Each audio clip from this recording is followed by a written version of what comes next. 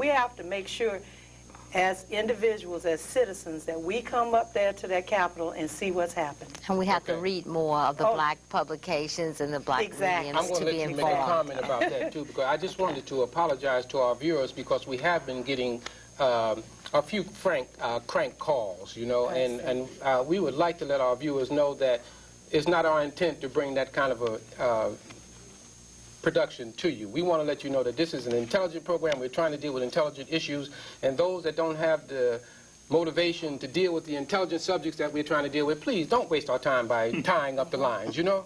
Go ahead. But I wanted to make a point with her, if I may. Okay.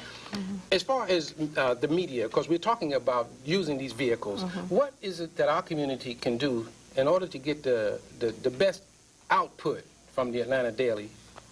Well, first of all, you should subscribe to the paper. You should put your advertisement in the newspaper because that's what papers thrive on, advertisement dollars.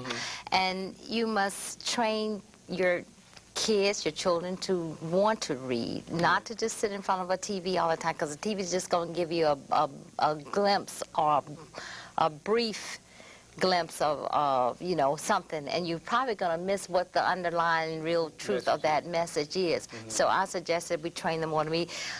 Work with the black paper and make sure that it is out there in the community for you, that we cover the grassroots issues. And also, when you talk about the subject outspokenness, if outspokenness means what we've talked about today on this platform and some of the concerns in the audience, then those are the type of outspoken people that we can play up and expose in the black press. Good point. You wanted to make a comment? Yeah, I was just going to say, we've been focusing on newspaper, television, and film. What we have not talked about was radio. And as particularly black radio.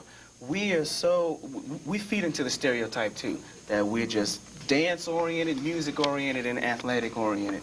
And we're much more than that. But our black radio stations will just feed us with the latest hits and give you maybe 30 seconds of news. Well, and we don't give enough information. No, I'm not talking about... I'm a commentator on a radio station. You know, you have to clarify what you're saying, because I do a commentary. I'm talking about the commercial radio Well, I have to protect my interests, too, you know, in that regard, you know. But the commercial radio stations that play so-called the hits. Like, not long ago, there was a terrible tornado coming. And you turned to the white news stations, and they were telling you where the tornado was, where you can go for shelter.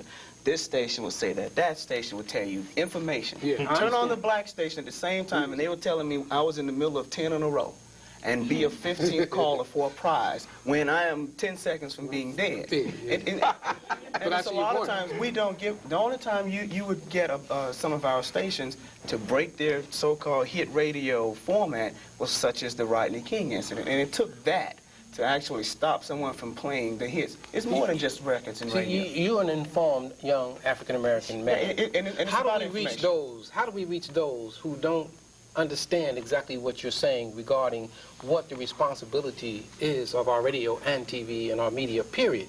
How do we reach them so that they can understand that, hey, we're not going to tolerate you just feeding us those emotional things that keep us reactionary all the time and we're not getting information? Like Ms. Scott said, read. My 8th grade teacher told me a reading person is a knowing person. A knowing person is a reading person. If you don't read, you don't know.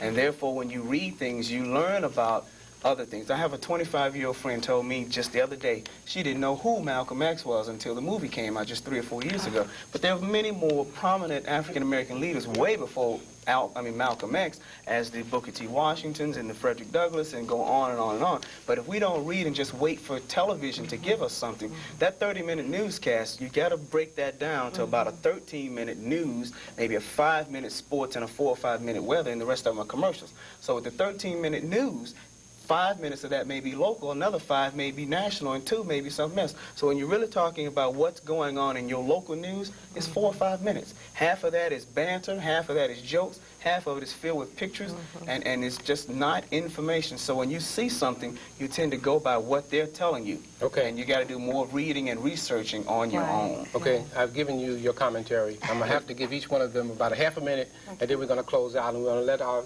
viewers know that this is the next step, the program that has been aired, has started. This is our 3rd show that we've been doing for the last 3 months since the Million Man March has come, and the next step has been involved. So this is the next step, and I want to give you about 30 seconds, if you would, before we go off the air, all right?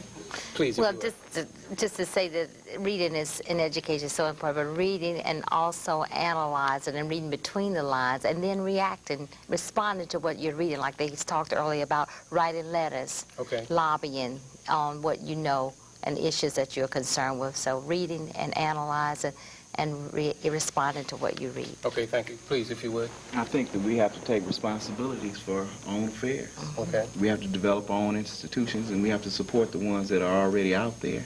At the same time, we have to challenge our institutions to recognize that diversity and to cover issues like political prisoners. There's no reason our people shouldn't know who Geronimo Pratt is, Mumia Abu-Jamal, Mutulu Shakur, and Sekou Odinga, who are people who are supposed to be languishing in jail fighting for our rights. Okay.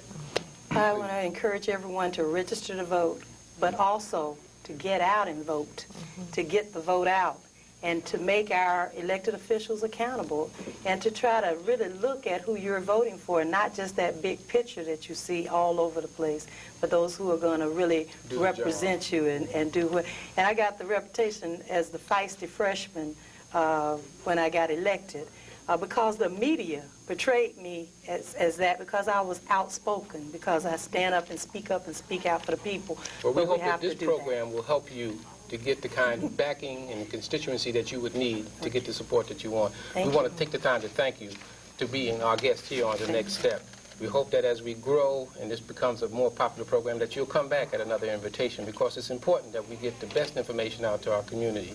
And once we do that, I think that we'll rise, as Maya Angelou says, and we hope that you'll continue to watch our program. Once again, I'd like to thank those who called in and tuned in. We hope that you continue to watch Next Step. I'm Grant Salam. Have a pleasant evening. So thank you very much. Thank you, Joy. Very nice.